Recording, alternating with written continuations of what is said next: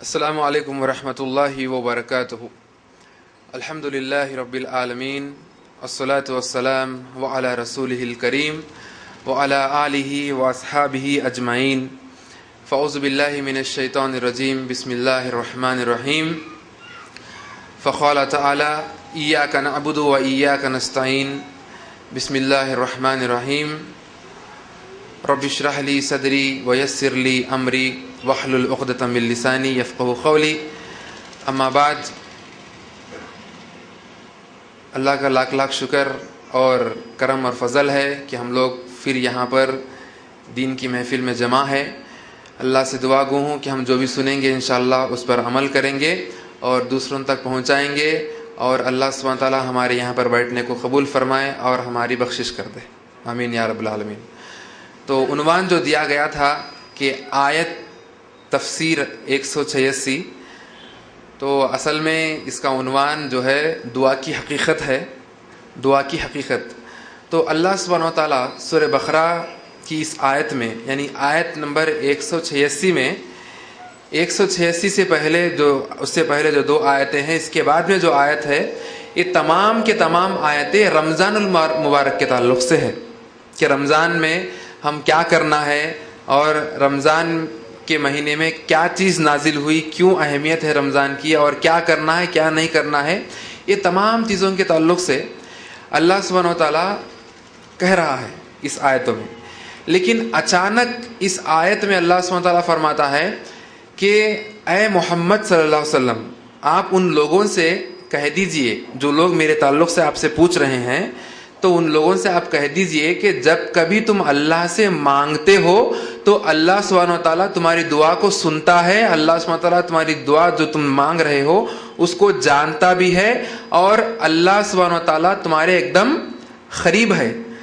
لیکن لوگوں کو چاہیے کہ وہ لوگ اللہ پر ایمان لائے اور صحیح یقین کرے اللہ پر، جب جا کر وہ لوگ صحیح راستے پر ہے. یہ آیت کی ایک دم ترجمہ ہے. تو اس آیت کے نزول کا اصل مقصد یہاں پر یہ ہے کہ اللہ سبحانہ وتعالیٰ تمام مسلمانوں کو یہ درس دے رہا ہے یہاں پر کہ رمضان کے پورے مہینے میں ہم کیا کرنا ہے کیا نہیں کرنا. یہ تمام چیزیں کہتے کہتے بیچ میں اس آیت کو یہاں پر یہ بیان کرنے کا مقصد علماء اکرام یہ فرماتے ہیں، اور تفسیر ابن کثیر میں بھی ہم جب دیکھتے ہیں اور احسن البیان میں دیکھتے ہیں اور دوسرے تفسیر کی کتابوں میں جب ہم دیکھتے ہیں، تو معلوم یہ ہوتا ہے کہ رمضان کے مہینے میں دعا ہم کو کثرت سے کرنا ہے. یہ اصل مقصد ہے. اس آیت کو رمضان کے احکامات کے درمیان نازل کرنے کا مقصد یہ ہے کہ اللہ سبحانہ وتعالیٰ اس آیت میں واضح کرنا چاہتا ہے کہ رمضان کے مہینے میں بندہ زیادہ سے زیادہ اللہ سے دعا کرے. کیونکہ اللہ کے رسول اکرم صلی اللہ علیہ وسلم کی حدیث ہے، اللہ کے رسول اکرم صلی اللہ علیہ وسلم فرماتے ہیں کہ اللہ سبحانہ وتعالیٰ 3 لوگوں کی دعا کو اللہ کبھی رد نہیں کرتا. 3 لوگوں کی دعا کو کیا نہیں کرتا؟ رد نہیں کرتا. تو 3 لوگ کون ہیں؟ پہلا والا وہ شخص ہے جو بادشاہ، جو انصاف کرنے والا بادشاہ، انصاف پسند جو بادشاہ ہے. ایسا بادشاہ جب اللہ کے سامنے دعا کرتا ہے تو اللہ سبحانہ وتعالیٰ اس کی دعا کو کبھی رد نہیں کرتا.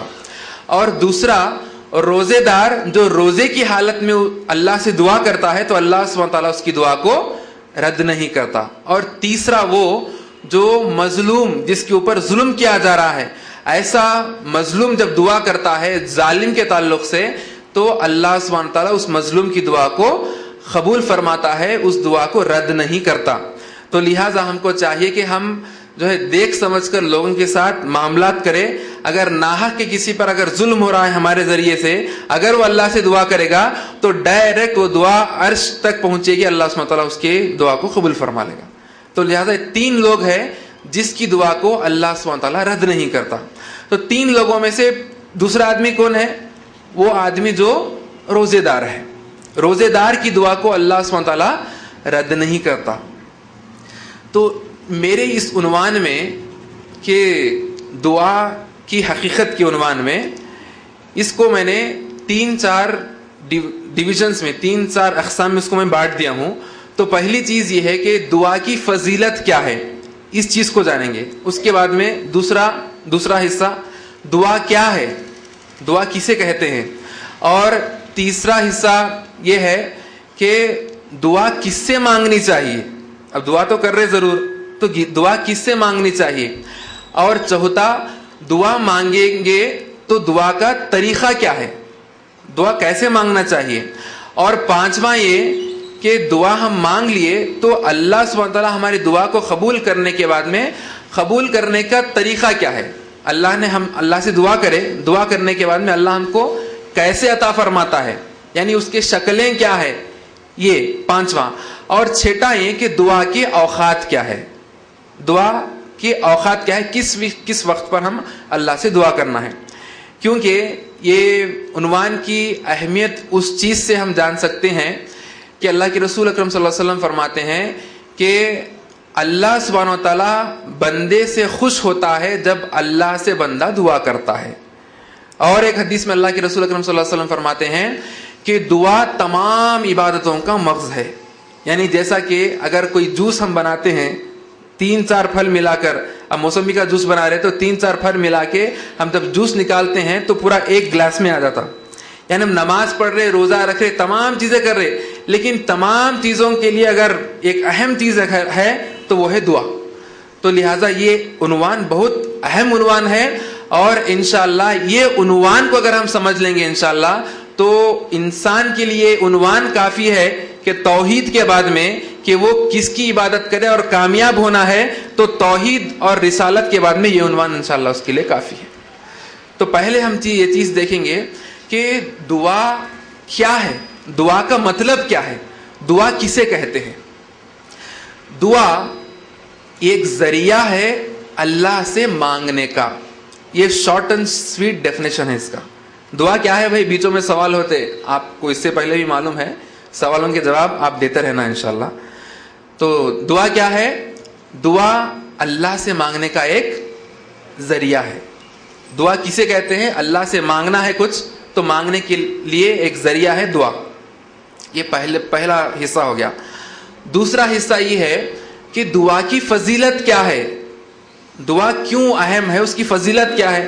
بھئی نماز پڑھے تو آپ کو یہ فضیلت ہے، اللہ جنت دیتا. روزہ رکھے تو اللہ سبحانہ تعالیٰ فرماتے ہیں کہ بندہ روزہ رکھتا ہے تو روزہ میرے لیے، میں خود اس کا اجر دوں گا، میں خود اس کا بدلہ دوں گا. تب دعا جب اللہ سے جب بندہ کرتا ہے تو دعا کی فضیلت کیا ہے. تو دعا کی فضیلت کے تعلق سے اللہ کے رسول اکرم صلی اللہ علیہ وسلم ایک بڑی جامع حدیث فرماتے ہیں، ذرا غور سے سنیے. فرماتے اللہ کے رسول اکرم صلی اللہ علیہ وسلم جب اللہ سبحانہ و تعالیٰ بندے کو کچھ دینا چاہتا ہے تو اس کو دعا کی توفیق دیتا ہے. اللہ اکبر، کتنی بڑی حدیث ہے بھائی. ہم ہمیشہ بولتے ہیں اللہ ہمارے کو یہ دے وہ دے وہ دے، لیکن اللہ کے رسول اکرم صلی اللہ علیہ وسلم اس حدیث میں فرماتے ہیں کہ اگر بندے کو اللہ کچھ دینا چاہتا ہے کہ بھائی بندے کی یہ ضرورت ہے، اب وہ ضرورت اللہ اس کو دینا چاہتا ہے، کس ذریعے سے؟ یہ بندہ مجھ سے دعا مانگے گا میں اس کو عطا فرماؤں گا. تو اگر بندے کو اللہ کچھ دینا چاہتا ہے تو اللہ اس کو دعا کی توفیق کر دیتا ہے. تو اللہ سے دعا کرتے ہیں کہ اللہ ہم کو دعا کرنے کی توفیق عطا فرمائے. اکثر ہم دیکھتے ہیں نماز پڑھ لیے، روزہ رکھ لیے، سب کر لے رہے، لیکن دعا کرنے کے لیے ٹائم نہیں ہے ہمارے پاس. تو ایسا نہیں ہے. تو لہٰذا دعا ہم ہمیشہ کرنا ہے اللہ سے. اب دعا بولے تو خیر نماز کے بعد میں، فرض نماز کے بعد میں جو ہے نا سلام پھیرتے کی دعا کرنا، وہ دعا نہیں ہے. میں جو کہنا چاہتا ہوں دعا سے مراد ہے ہم جو بھی ہم چاہتے ہیں وہ چیز اللہ سے مانگنا ہے دعا کی شکل میں. تو سب سے پہلی فضیلت ہم کو یہ معلوم ہوئی کہ اللہ سبحانہ تعالیٰ اس بندے کو توفیق عطا فرماتا ہے دعا کی، اگر اس کو اللہ سبحانہ تعالیٰ کچھ دینا چاہتا ہے تو. اب دوسری چیز یہ ہے اللہ سبحانہ و تعالیٰ اس بندے سے خوش ہوتا ہے جو بندہ اللہ سے دعا کرتا ہے اور اللہ سبحانہ تعالیٰ اس بندے سے ناراض ہوتا ہے جو اس سے دعا نہیں کرتا. تب اللہ کو اگر ہم خوش رکھنا ہے تو کیا کرنا ہے؟ دعا کرنا ہے. تو کتنی بڑی فضیلت ہے. اور ایک حدیث میں اللہ کے نبی اکرم صلی اللہ علیہ وسلم محمد صلی اللہ علیہ وسلم فرماتے ہیں کہ ایک گنہگار بندہ ہے,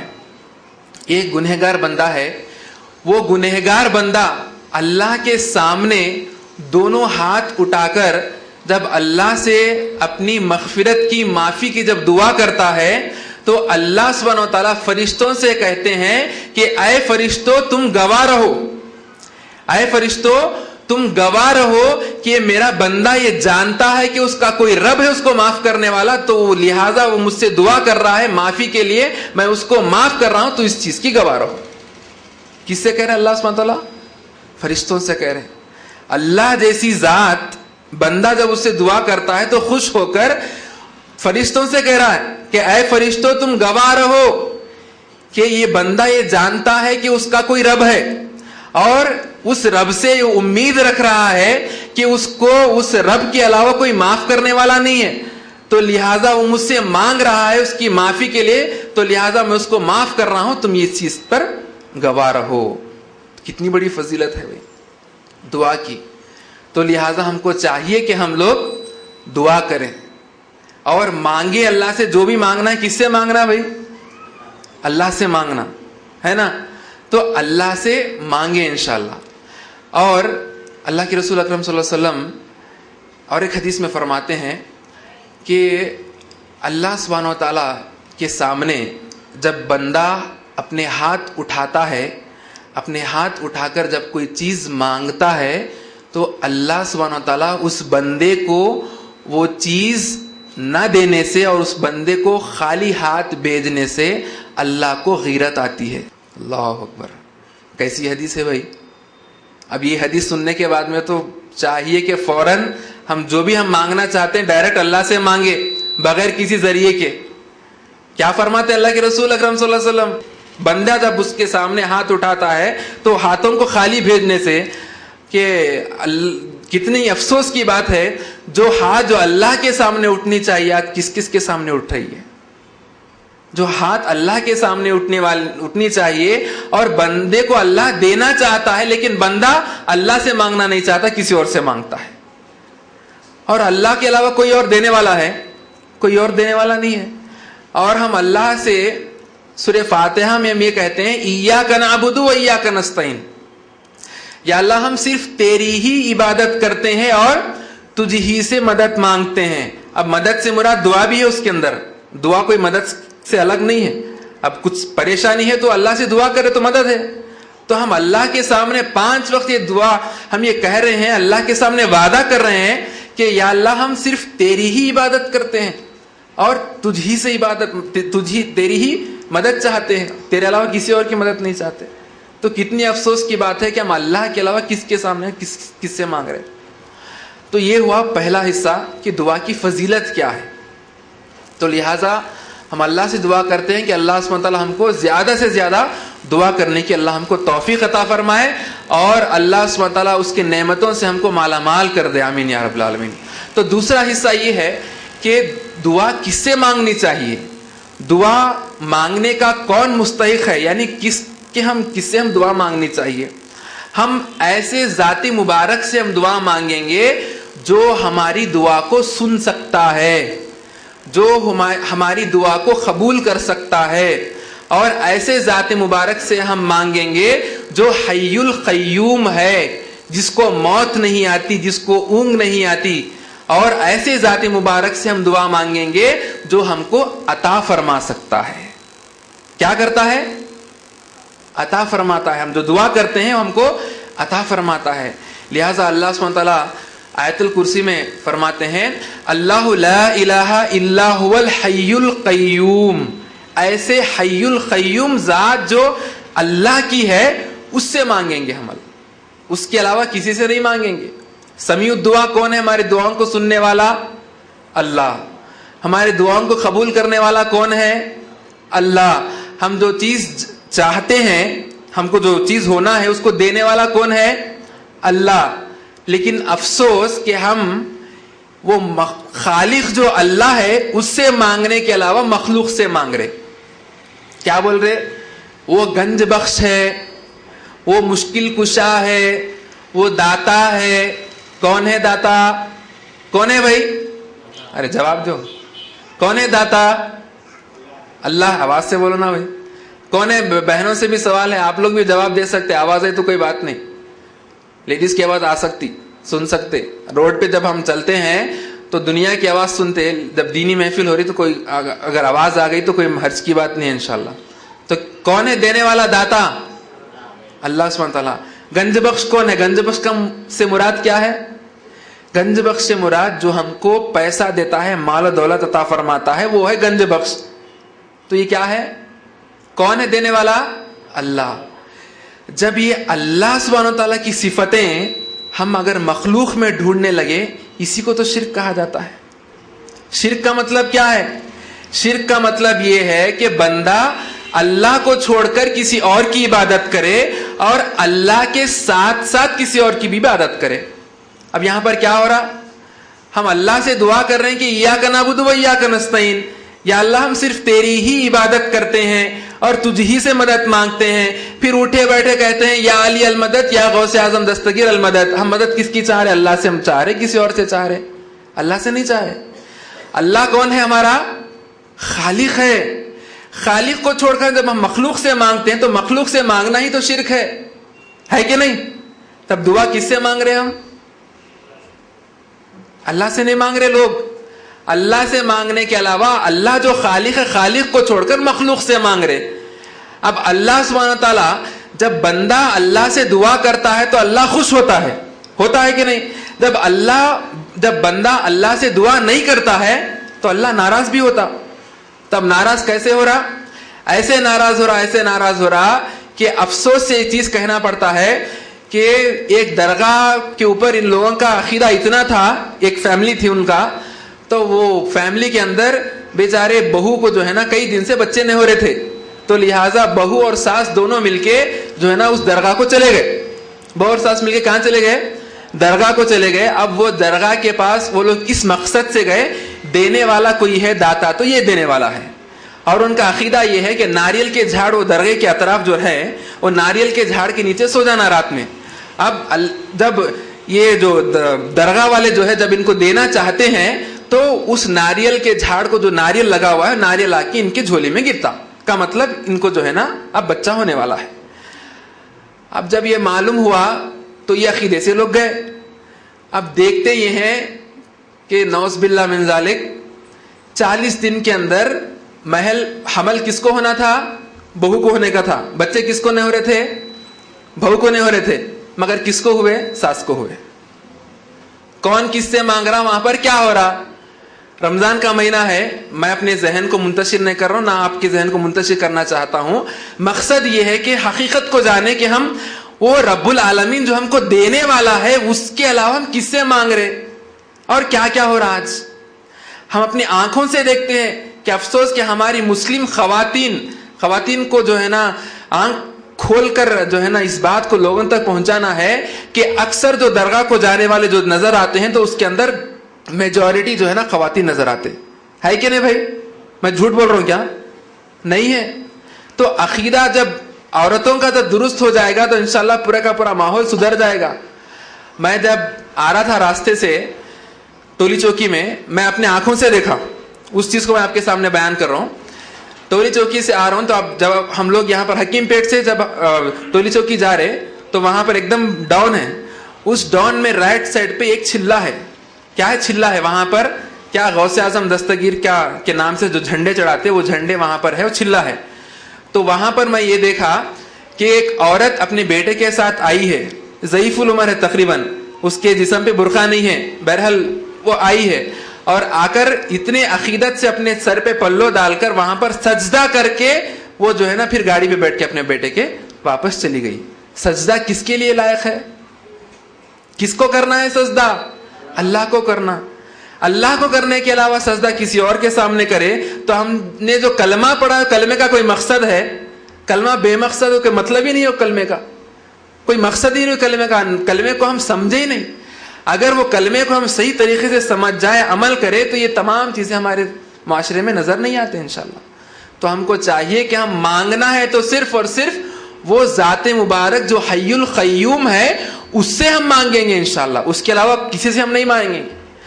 جب ہم یہ تمام چیزیں جب لوگوں سے کہتے ہیں تو لوگ کہتے ہیں ارے بھائی اللہ بھی زندہ ہے, تو بھی زندہ ہے, ہمارا مرشد بھی زندہ ہے, مرشد سے مانگ لو. اللہ زندہ ہے, اللہ کی جو زندگی جو ہے, اللہ جو زندہ ہے وہ اپنے ذاتی طور پر زندہ ہے. تمہارا مرشد جو زندہ ہے, اگر اللہ اس کی روح کو قبض کر لے تو جب کا جب فوراً مر جاتا. اس کی جو حیات ہے وہ عطائی ہے, اللہ کی حیات ذاتی ہے. سمجھ رہے آپ لوگ بات کو؟ اللہ سبحانہ تعالیٰ جو زندہ ہے وہ اپنی ذات کے طور پہ اپنے خود سے زندہ ہے, عطائی نہیں ہے, وہ ذاتی ہے. اللہ کو کوئی حیات نہیں دیا, اللہ کسی کے کوکھ سے جنم نہیں لیا, اللہ کو کوئی پیدا نہیں کیے. اللہ اپنا خود کا ذاتی ہے, اس کی جو حیات ہے وہ ذاتی ہے. اور تمہارے مرشد کی مرید کی جو حیات ہے وہ عطائی ہے. اگر وہ مرشد اور مرید وہ اپنے ماں کے پیٹ سے اگر پیدا نہیں ہوتا, دنیا میں پیدا نہیں ہوتا تھا مرید بن سکتا تھا؟ نہیں ہو سکتا. افسوس اس بات کی ہوتی ہے کہ مرید اور مرشد اعلان کرتے ہیں کہ اگر تمہارے مرید اور مرشد اس چیز کو اعلان کر دے کہ جس ممبر پر تمہارا مرشد اور مرید ٹھہر کر جو ہے نا بیان تمہارے سے جو کرتا ہے, بات کرتا ہے, اگر تم کو یہ حکم دے دے کہ پورے ممبر کو شراب سے ڈبو دو, تو تم کو چاہیے کہ اس کو ڈبو دے. تمہارے کو یہ حق نہیں بنتا کہ قرآن میں اللہ فرماتا ہے کہ شراب حرام ہے, تم یہ سوال نہیں کر سکتے. جو بھی ہے مرشد کی بات سنو, جو بھی ہے مرید کی, جو بھی ہے اپنے پیر کی مرشد کی بات سنو. یہ کہاں کی باتیں ہیں, کہاں سے لائے؟ کس سے مانگنا ہے, کس سے مانگ رہے, کس کے اوپر یہ عقیدہ رکھنا چاہیے اور کس کے اوپر ہم عقیدہ رکھے ہوئے ہیں؟ تو لہٰذا ہم کو چاہیے کہ جو ذات مبارک جو ہم کو عطا فرماتا ہے اس سے ہم مانگنے والے بنے, اور دعا کریں تو اس ایسے ذات مبارکہ سے کرے جو حی القیوم ہے, جو ہماری دعاؤں کو سنتا ہے. اللہ کے رسول اکرم صلی اللہ علیہ وسلم فرماتے ہیں کہ انسان جب مر جاتا ہے تو مرنے کے بعد میں اس کو کیا کرتے ہیں؟ غسل دیتے ہیں اور اس کے بعد میں دفنا دیتے ہیں. اب جنازے کی نماز جو ہم پڑھتے ہیں تو جنازے کی نماز میں رکوع ہے, سجدہ ہے, نہیں ہے. اور پھر نماز کس لیے پڑھ رہے؟ نماز کیوں پڑھ رہے بھائی؟ جو میت جو مر چکی ہے وہ میت کے مغفرت کے لیے, جو انسان زندہ ہے وہ زندہ انسان اللہ سے دعا کر رہے ہیں کہ یا اللہ جو مر چکا ہے یا مر چکی ہے اس کی مغفرت کر دے. یہ مقصد ہے جنازے کی نماز کا. انسان مرنے کے بعد میں چند گھنٹے نہیں ہوئے, اس کے سامنے نہ سجدہ ہے نہ رکوع ہے اور نماز بھی پڑھ رہے, تو اس کی مغفرت کی دعا کر رہے ہیں ہم اللہ سے. لیکن اب جتنے بھی درگاہوں میں جو بھی مرشد یا جو بھی بابا جو مر چکے ہیں, یہ مر کے کتنے سال ہوئے؟ سالوں سال ہو چکے, اور ان کے قبروں میں پتہ نہیں کیڑے یا ان کو عذاب ہو رہا, اللہ بہتر جانے. اور اب ان کے سامنے لوگ سجدہ کرتے ہیں, ان سے مانگتے ہیں. اب سوال یہاں پر یہ ہے کہ تمہارے مرشد یا بابا جو ہے ان کی جنازے کی نماز نہیں پڑھی دی؟ نہیں پڑھے کیا؟ پڑھے نہیں پڑھے؟ ضرور پڑھے ہوں گے. اگر نہیں پڑھے تو کیوں نہیں پڑھتے جنازے کی نماز؟ اللہ کے نبی اکرم صلی اللہ علیہ وسلم صرف منافق اگر ہے تو ان کی نماز نہیں پڑھتے تھے. اگر کسی کا قرضہ ادا کرنے کا اگر ہے تو ویسے لوگوں کی جنازے کی نماز نہیں پڑھتے تھے. اگر تم اس چیز کو جان لیتے ہو, اگر اس چیز کو تم قبول کر لیتے ہو کہ ہاں ہمارے بابا کی مرشد کی جب میت ہوئی تو اس میت پہ نماز نہیں پڑھی گئی تھی, جب ہم آئیں گے تمہارے درگاہ پر ضرور بضرور نماز پڑھے نا. پڑھے نہیں پڑھے, پھر اس کے سامنے جا کے سجدہ کیوں کر رہے؟ جب انہیں دنیا میں تھا, تمہارے ہاتھوں تمہارے سامنے تھا, تو اس کی مغفرت کی تو تم خود دعا کرے. تو مر جاتا ہے, من مٹی میں مل جاتا ہے قبر کے اندر, پھر جا کے اس سے مانگتے ہو. تمہاری عقل کو کیا ہو گیا؟ یہ ذات جو صفات جو اللہ کی ہے, جو ہم کو عطا فرمانے والا ہے, اس سے مانگنا ہے, اس سے نہیں مانگنا. اس سے مانگے تو ہم گمراہ ہو جاتے. یہی تو ہے شرک. اگر شرک ہے تو یہی اصل شرک. وہ ہندو جب رام کو اگر بھگوان کہتا ہے, کرسچن اگر عیسیٰ علیہ السلام کو خدا کہتا ہے, تو اتنا افسوس نہیں ہوتا میرے کو. جہاں تک کہ اگر پرسنٹیج کے حساب سے اندازہ لگائے تو 80% افسوس میرے کو مسلمانوں پہ ہوتا. مسلمان اپنے گھر میں قرآن کو رکھے ہوئے ہیں, وہ اللہ پر ایمان رکھتے ہیں, یہ ایک اللہ کو مانتے ہیں, ایک رسول کو ماننے کا دعویٰ کرتے ہیں, لیکن اس کے باوجود تمام چیزیں ہوتے ہیں. کتنے افسوس کی بات ہے. کس سے مانگنا چاہے کس سے مانگ رہے, دعا کس سے کرنا چاہے کس سے کر رہے ہیں. وہ تو غیر ہے, اس کو معلوم ہی نہیں اللہ کون ہے. ہم جب تک نہیں پہنچ جائیں گے اس کو نہیں معلوم. تو لہٰذا ہم کو چاہیے کہ ہم دعا کریں تو ایسے ذات مبارک سے کریں جو ہماری دعا کو قبول فرما سکتا ہے, جو ہم کو عطا فرماتا ہے. اب اس کا تیسرا حصہ کیا ہے, چوتھا حصہ کیا ہے؟ چوتھا حصہ یہ ہے کہ جب ہم اللہ سے دعا مانگیں گے تو کیسے مانگیں گے, کس طریقے سے مانگیں گے, کیا ترتیب سے مانگیں گے.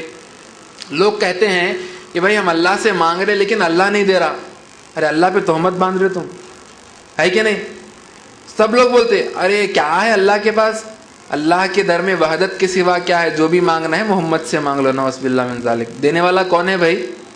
اللہ ہے. تو کس سے مانگنا؟ اللہ سے مانگنا, محمد صلی اللہ علیہ وسلم سے مانگنا, اللہ سے مانگنا. اور مانگنے کا طریقہ تم کو نہیں معلوم, اس وجہ سے اللہ تم کو عطا نہیں فرما رہا. مانگنے کا طریقہ نہیں معلوم. اگر طریقہ معلوم ہوتا تو اللہ تم کو عطا فرما دیتا. تو لہٰذا ہم کو چاہیے کہ ہم جو اللہ سے جب مانگتے ہیں تو مانگنے کا طریقہ ہے, اس طریقے کو, اس ترتیب کو ہم اختیار کریں. اب اللہ سبحانہ و تعالیٰ کی حکمت یہ ہے کہ اللہ سبحانہ و تعالیٰ کو ہم جس طریقے سے مانگنا ہے اس طریقے سے مانگنے کے باوجود بھی اللہ ہم کو نہیں دیتا, اللہ ہم کو نہیں دے رہا. تو کیا مطلب اللہ ہماری دعا کو قبول نہیں کیا؟ ہمارا ایمان کیا ہے؟ ہماری دعاؤں کو اللہ ضرور ضرور بس ضرور قبول فرماتا, فرماتا نہیں فرماتا, قبول فرماتا, عطا فرماتا نہیں فرماتا, عطا فرماتا. لیکن پھر کیا ہوا, ہم اللہ سے دعا کریں لیکن اللہ دے رہا نہیں. وجہ یہ ہے, وہ 5ویں حصے میں آتا ہے انشاءاللہ. یعنی دعا ہم اللہ سے مانگیں گے تو مانگنے کے بعد میں اللہ جو ہم کو عطا فرماتا ہے, عطا فرمانے کے بھی اقسام ہیں, قسم ہیں, اس حساب سے اللہ ہم کو عطا فرماتا. تو ہم پہلے دیکھیں گے کہ اللہ سے جب ہم مانگتے ہیں تو ترتیب کیا ہے. تو اللہ سے جب ہم مانگتے ہیں, ذرا غور سے سنیے, اہم چیز ہے یہ حصہ.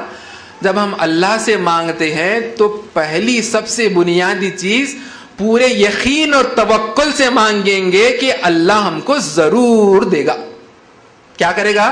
اللہ ہم کو ضرور دے گا. اللہ کے علاوہ کوئی دینے والا نہیں ہے, اللہ کے علاوہ ہم کسی اور کے سامنے سجدہ نہیں کرتے, تو لہٰذا دیں گا تو اللہ ہم کو ضرور دے گا. پورے یقین اور توکل سے اللہ سے مانگے, پہلی چیز.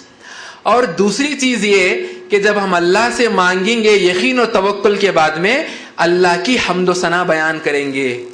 اللہ کی جو بڑائی, اللہ کے جو نام ہے, 99 نام ہے, اللہ کی صفتوں سے, اللہ کے ناموں سے اللہ کو مانگیں گے. اگر ہم کو پیسوں کی ضرورت ہے تو ہم بولیں گے یا اللہ تو غنی ہے, ہم کو عطا فرما. اگر ہم کو رزق کی ضرورت ہے, پیسے کھانے کی ضرورت ہے, اللہ سے ہم دعا کریں گے یا رزاق تو رزق کا دینے والا, ہم کو عطا فرما. آج معاشرے میں ہم دیکھتے ہیں کہ غریبی ہے, لوگوں کو کھانے کے لیے کھانا نہیں ہے, مسلمانوں میں اکثر دیکھا جاتا ہے. تو مسلمانوں کو چاہیے جب وہ دعا کریں تو اللہ کی ناموں سے اور اللہ کی صفتوں سے اللہ کو مانگے. اور تیسری چیز یہ ہے کہ درود ابراہیم پڑھے, درود ابراہیم پڑھے. کیا کون سی دعا؟ اللہم صلی علی سیدنا شفیعنا, وہ نہیں. اللہم صلی علی محمد وعلی آل محمد کما صلیت علی ابراہیم وعلی آل ابراہیم انک حمید مجید. اللہم بارک علی محمد وعلی آل محمد کما بارکت علی ابراہیم وعلی آل ابراہیم انک حمید مجید. یعنی محمد صلی اللہ علیہ وسلم پر سلام. یہ کون سی سلام ہے؟ نماز پڑھنے والی سلام ہے, یا نبی سلام علیکہ کی سلام نہیں ہوتی ہے, ذہن میں رکھنا. تو درود ابراہیم پڑھنا. درود ابراہیم پڑھنے کے بعد میں اب ہمارا مرحلہ ہے کہ ہم جو بھی ہم اللہ سے مانگنا چاہتے ہیں اس چیز کو مانگے. یا اللہ تو رزاق ہے, ہم کو رزق عطا فرما. یا اللہ تو سب سے بڑا مالدار ہے, ہم کو پیسہ عطا فرما, ہمارے پاس غریبی ہے. ہم کو جو ہے نا جو بھی ہم مانگنا چاہتے ہیں اللہ کے ناموں سے ہم مانگے. تو یہ ہے ترتیب دعا کی. دعا کیسے کرنا ہے. اب یہ ترتیب کو ہم اپنا لیے, اس کے باوجود بھی ہم یہ دیکھتے ہیں کہ ہم جو ہے نا جو بھی دعا مانگے ہیں وہ ہم کو عطا نہیں کی گئی, ہم کو نہیں ملی. تو اس کا بیان کا اگلا حصہ یہ ہے کہ اللہ سبحانہ وتعالیٰ سے ہم جب دعا مانگیں گے تو اللہ سبحانہ وتعالیٰ ہم کو عطا فرمانے کا بھی طریقہ ہے. قبول جو کرتا ہے, قبول کرنے کے بھی الگ الگ اقسام ہیں. تو پہلی چیز ہم نے اللہ سے کیا کی؟ دعا کی. اللہ سے جب ہم دعا کرتے ہیں تو اللہ اگر چاہے تو بندے کو فوراً جب کا جب عطا فرما دے, فوراً جب کا جب عطا فرما دے. تو اس کی مثال ایک چھوٹی سی مثال میں دیتا ہوں. اس کی مثال یہ ہے کہ ایک کروڑ پتی باپ ہے, اس کے پاس پیسہ بہت ہے, اور اس کا بچہ ایک 4 سال کا بچہ ہے مثال کے طور پہ. اب 4 سال کا بچہ ضد کر رہا ہے کہ اے ابو تم جو گاڑی چلاتے ہو ویسی گاڑی میرے کو بھی دلاؤ, میں بھی چلاتا ہوں. تو باپ کے پاس اس گاڑی کو دلانے کی سکت ہے, طاقت ہے, پیسہ ہے اس کے پاس, لیکن اس بچے کو کیا وہ باپ وہ گاڑی کو دلائے گا؟ کار دلائے گا؟ نہیں دلائے گا, کیونکہ باپ کو معلوم ہے کہ بچے کی عمر چھوٹی ہے, وہ نہیں چلا سکتا, اس کے لیے فائدہ مند نہیں ہے. اسی طریقے سے ایک مثال ہے, اللہ سبحانہ و تعالیٰ تمام انسانوں کو جاننے والا ہے. انسان کو کون سی چیز کب ہونا اس کی ضرورت کو بہتر جاننے والا ہے. اللہ سبحانہ و تعالیٰ اس چیز کو جانتا ہے کہ بندے کو کون سی چیز کب دیں. اگر اس وقت پہ دے دیں گے تو انسان کو نقصان ہو سکتا. اللہ کو اس کا علم ہے کہ نہیں؟ مسلمان ہونے کے ناطے ہمارا علم ہے کہ جو بھی ہماری قسمت میں جو ہوتا ہے, ہم قسمت پر ایمان رکھتے ہیں, قسمت پر جو بھی ہم سے ہوتا ہے تو اچھا ہوتا ہے, تو اچھی امید رکھنا, تقدیر پر ایمان. تو لہٰذا جب اللہ عطا فرماتا ہے تو دعا کے بعد میں فوراً عطا فرما دیتا. دعا بندے نے کی, فوراً اس کو اللہ نے عطا فرما دی. اور دوسری شکل یہ ہے کہ دعا کرنے کے بعد میں اللہ سبحانہ تعالیٰ اس بندے کو فوراً عطا نہیں فرماتا, تھوڑی دیر کے بعد, یعنی تھوڑا وقفہ ہونے کے بعد میں اللہ اس کو وہ چیز عطا فرما دیتا. تو یہیں پر بے صبری ہوتی. انسانوں کی بے صبری کہاں ہوتی معلوم؟ یہیں پہ ہوتی. اب اللہ اتنا دعا کر رہے, اللہ دے رہے نہیں, کیا بات ہے؟ اللہ کے رسول اکرم صلی اللہ علیہ وسلم کی حدیث ہے, اللہ سبحانہ و تعالیٰ اس بندے کو اس وقت تک نہیں دیتا جب تک کہ بندہ دعا کر کر کے تنگ نہ ہو جائے, بیزار نہ ہو جائے. اس کے بعد میں جب اللہ دیتا, بول رہا یہ حدیث ہے, اس کو ہم ذہن میں رکھیں. تو لہٰذا اللہ جب ہم کو دیتا ہے تو اللہ کو ہر چیز کا علم ہے, تو اس کی مرضی, اس کی منشا, تو تھوڑی دیر کے بعد میں دیتا. ورنہ کیا ہوتا معلوم, بے صبرے ہو کے وہ درگاہ کا جو قصہ آپ کو سنا ہے ساس بہو کا, وہ سب ویسے قصے ہو جاتے, صبر نہیں کرے تو. اللہ دیتا بھائی, تم دعا کرے, دعا کرنے کے ساتھ ہی دینا. اللہ کو معلوم ہے تمہارے کو فائدہ ہوتا ہے یا نہیں ہوتا, اللہ کی مرضی. اللہ چاہے تو بعد میں دے سکتا, تھوڑی دیر کے بعد. اب تیسرا حصہ قبول کرنے کا دعا کا یہ ہے کہ اللہ نے اس کو فوراً بھی عطا نہیں فرمایا, کچھ دیر کے بعد میں بھی عطا نہیں فرمایا, لیکن اس کے اوپر کوئی اگر بلا آنے والی ہے, اگر اس کے اوپر کوئی آفت آنے والی ہے, اس آفت کو, اس بلا کو اللہ سبحانہ تعالیٰ غیب سے ٹال دیتا ہے, ٹلا دیتا ہے. غیب سے اس آفت کو, اس بلا کو دور کر دیتا ہے, ہم کو معلوم بھی نہیں ہوتا. تو لہٰذا کثرت سے دعا کرنے والے بنے.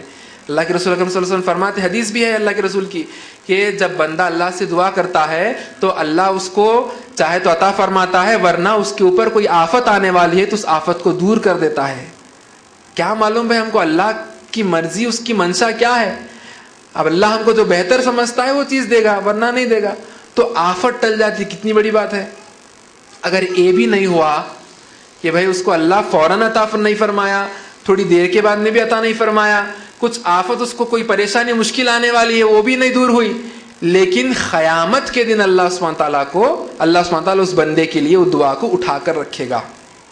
اور جب قیامت کے دن یہ بندہ جو اللہ سے دعا اتنا کرتا تھا, اللہ اس کو دنیا میں عطا نہیں فرمایا, تو قیامت والے دن بندہ جب اس کے اعمال کو دیکھے گا, جب اللہ سبحانہ تعالیٰ فرمائے گا اے بندے یہ تیرے تمام اعمال ہے, تمام اعمال کے بدلے میں تو جنت کو چلے جا. بندہ فرمائے گا یا اللہ میں تو اتنے اعمال میں کیا ہی نہیں جس کے بدلے میں جنت کو جاؤں. تو اللہ فرمائے گا تو نے فلاں وقت پر فلاں دعا کی تھی, اے بندے میں نے تجھ کو دنیا کے اندر اس کو عطا نہیں فرمایا, میں نے اس دعا کو اٹھا کر اس آخرت میں تیرے کو بدلے کے طور پہ جنت میں لے کے جانے کے لیے, یہ بدلے کے طور پہ میں تیرے لیے رکھ دیا ہوں. تو بندہ چلا کر کہے گا اے کاش کتنا ہی اچھا ہوتا کہ اللہ تو دنیا میں میرے کوئی دعا کو قبول نہیں فرماتا اور آخرت میں اس کا پورا اجر دیتا. تو یہ ہے, آخرت میں ضرور بضرور اجر ہم کو ملنے والا ہے. اللہ سبحانہ تعالیٰ قرآن مجید میں اور اللہ کے نبی اکرم صلی اللہ علیہ وسلم اپنے احادیث میں یوں ہی نہیں کہے کہ اللہ سبحانہ تعالیٰ تمہاری دعاؤں کو ضرور قبول فرمائے گا. تو ہم ترتیب کو اختیار بھی کرنا ہے. دعا کے ترتیب کو جب ہم اختیار کر لیں گے, اس کے باوجود بھی اللہ ہم کو دنیا میں اگر نہیں عطا فرمایا تو ایمان والوں کا ایمان ہونا چاہیے کہ آخرت میں اللہ سبحانہ تعالیٰ اس کا پورا پورا اجر دینے والا ہے انشاءاللہ. تو یہ ہم ذہن میں رکھیں. تو اب اس کے بعد میں جو حصہ ہے وہ ہے کہ دعا ہم اللہ سے مانگنا, کیسے مانگنا وہ ہم جان لیے ماشاءاللہ. اور دعا جو ہم کو اللہ سے مانگنے کے بعد میں جو اللہ ہم کو عطا فرماتا ہے اس چیز کو بھی ہم جان لیے. تو اب اگلا مرحلہ یہ ہے کہ دعا کے چند خاص اوقات بھی ہے. بھائی کون سی بھی چیز کرنے کے نہیں, بھائی یہ ٹائم پہ کرے تو بہت اچھا رہتا ہے نا ذہنوں میں کون سی بھی چیز. اب ایگزام ہے, کل ایگزام ہے, آج پڑھنے بیٹھے تو صحیح ہے, صحیح نہیں ہے نا. ایگزام کا پریپریشن کئی دن پہلے سے ہونا. تو اس طریقے سے بے شک ہم دعا کریں گے, اللہ سے مانگیں گے, ایک ترتیب بھی ہم کو معلوم ہو گئی اور اللہ ہم کو کیسے عطا فرماتا ہے وہ بھی ہم کو معلوم ہو گیا. اس کے بعد میں ہم اس چیز کو بھی جاننا بے حد ضروری ہے کہ ہم کس اوقات میں دعا کو مانگے, کون سے وقت میں اللہ سے دعا مانگے تاکہ اللہ سبحانہ تعالیٰ اس دعا کو قبول فرما لے. تو اوقات یہ ہے کہ جب بندہ سجدے میں ہوتا ہے تو ایک دم اللہ کے قریب ہوتا ہے.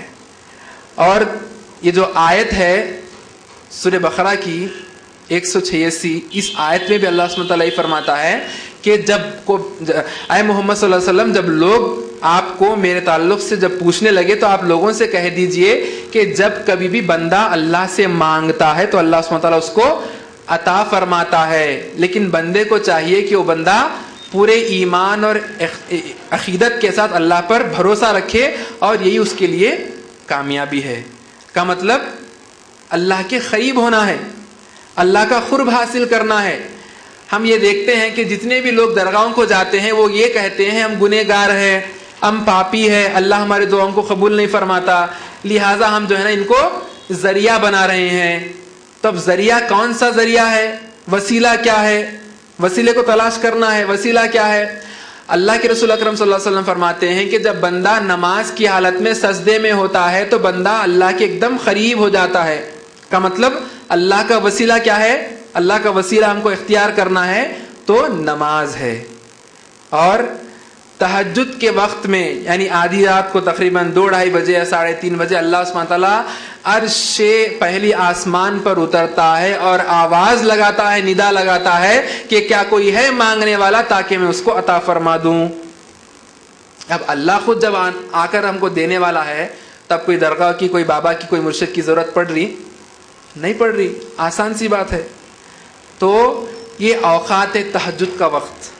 اور دوسرا, جب بھی ہم نماز پڑھتے ہیں فرض کے علاوہ نفل نماز, اس نمازوں میں اللہ سے ہم سجدے میں اللہ سے دعا کریں.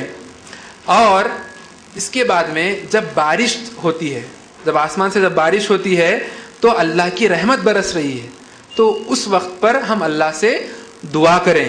ہم جو بھی دعا ہم چاہتے ہیں اللہ سے مانگنا چاہتے ہیں وہ چیز ہم اللہ سے مانگیں.